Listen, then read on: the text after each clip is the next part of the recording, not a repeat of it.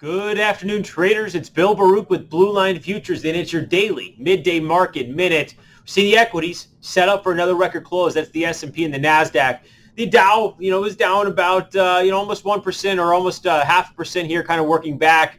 But it's the playbook from 2020 that's working. You got the Delta variant. It's in the headlines coming out of the weekend. I think you have two things going on. You have a little bit of a hangover coming from last week's nice move. And then you got these headlines about the Delta variant. Now, don't get me wrong. You need to be mindful of what's going on. You need to be careful and vigilant out there. But part of me really believes this is just those who've been in the headlines for the last year gripping to those headlines and not wanting to let go. And ultimately, I think this is another thing that's going to pass. I mean, there are countries that are seeing an uptick in COVID cases. And that's one of the reasons why we did see the dollar try to move higher. But at the end of the day, the dollar gave up a good chunk of those gains and really right back to unchanged. We've seen rates. They moved down a little bit, but the bonds, the 30-year bond is just working back to the ceiling from after it fell out of bed on last Monday in 160 area. So at the end of the day, again, I think that the market's going to continue to try and make these record highs as long as the Fed's patient. It's going to be about the data. Let's look into what the data brings here this week. You got consumer confidence tomorrow. The Fed speakers are out there, and I don't think that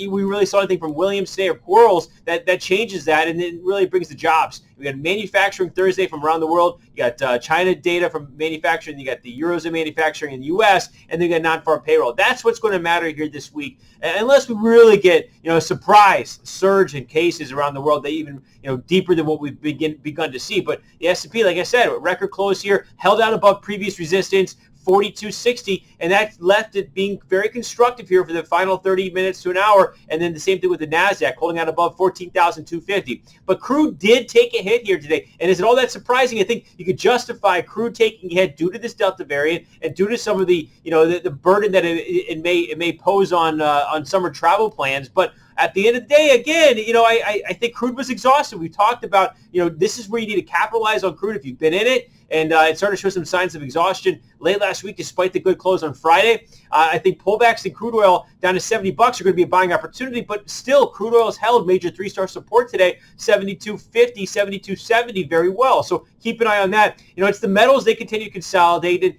The gold really just lackluster, trying to gain ground. I'd really like to see one more little flush here in the metals.